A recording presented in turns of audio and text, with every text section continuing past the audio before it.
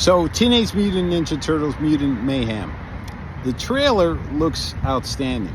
I think for the most part, I really like it.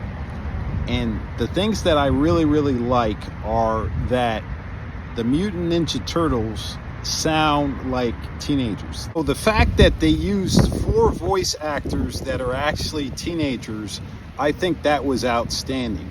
And I think that was a better choice than what they did a lot in the past. In the different versions that they did probably when I was coming up, where they just used older people. So I think the fact that they actually really use young people to do this, that was outstanding. That was a great idea. So just a quick note on the elephant in the room. The elephant in the room being April O'Neil. So April O'Neil, I don't know that I really respect their choices. So it's really 3 things. So the idea that April's a teenager, that doesn't really work. How does that really work in the Teenage Mutant Ninja Turtle cosmos, having her be a teenager? Then there's this newfangled thing that they're doing where they want to make like characters that originally were attractive. I don't know what it really is or what they're going to, their goal, but they want to make them unattractive. Does that really work? Just a question. Riddle me that, Batman. So is that because her being unattractive, somehow this is more appealing to women? So my problem with that is the original demographic, and then the demographic right now that they're really going for are probably young men and men in general who will eat up this content.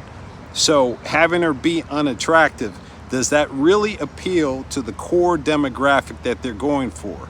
Does it? And then the whole, for some people, elephant in the room, or the whole kind of idea that they made April black, does that work? I don't know if it works. Like personally, I really don't care. But the combination of those 3 things turn really April into a character that she never really was. She wasn't around their age.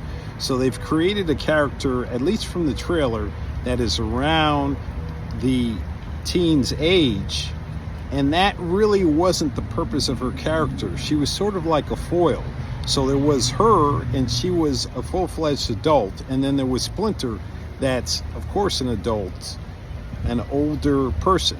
So the point of having 2 adults originally was to have sort of like mock parents, to give them some kind of guidance. So there was the idea that one adult was a woman, so that would bring feminine energy, and then one of the adult figures in the kid's life, as in the teens, Teen Mutant Ninja Turtles, was a man or a male figure, which was Splinter, bringing much wisdom. Taking an established character and just tweaking them a little bit and saying, well, here, this is the character, we tweaked it a little bit. It's very safe, but it's really not opening up the door, really. It really isn't. I think like the choice of having Splinter as Jackie Chan, I mean, I think that's awesome. I think for the most part, despite what many people think, I think this is going to do really well. And I think this is going to do really well, going back to my original premise, that the voice actors are teenagers and the Teenage Mutant Ninja Turtles are meant to be teenagers. And the whole soundtrack, if they have the whole soundtrack be like this retro kind of rap thing, I think that's really going to work. I think they're going to kill it, to be quite honest. The April thing, is it the most effective thing?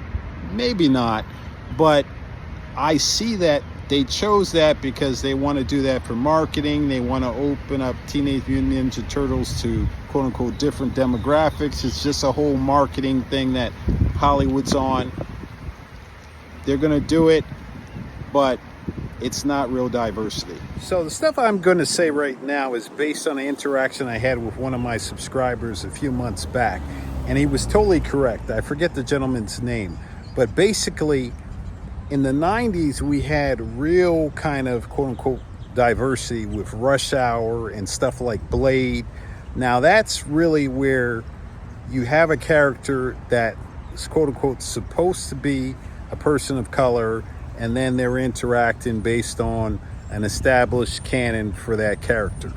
And that works, but I find that now that Hollywood finds that very, very risky. Now, they've made exceptions, for example, with Black Panther, which is an exception of taking an authentic character and running with it. But for the most part, what we've seen a lot of for an extended period of time is creation of very, very safe stuff. See, the thing is that creating brand new characters is pretty risky. Taking an established character and just tweaking them a little bit and saying, well, here, this is the character, we tweaked it a little bit. It's very, very safe, but it's really not opening up the door, really. It really isn't. So if you like what you heard, like, subscribe, comment. Also, in addition, if you'd like, you can take a look at www.sabkhaz.com. I got t-shirts if you want to support the channel. I'm out. Thanks so much. Why is April O'Neil a teenager?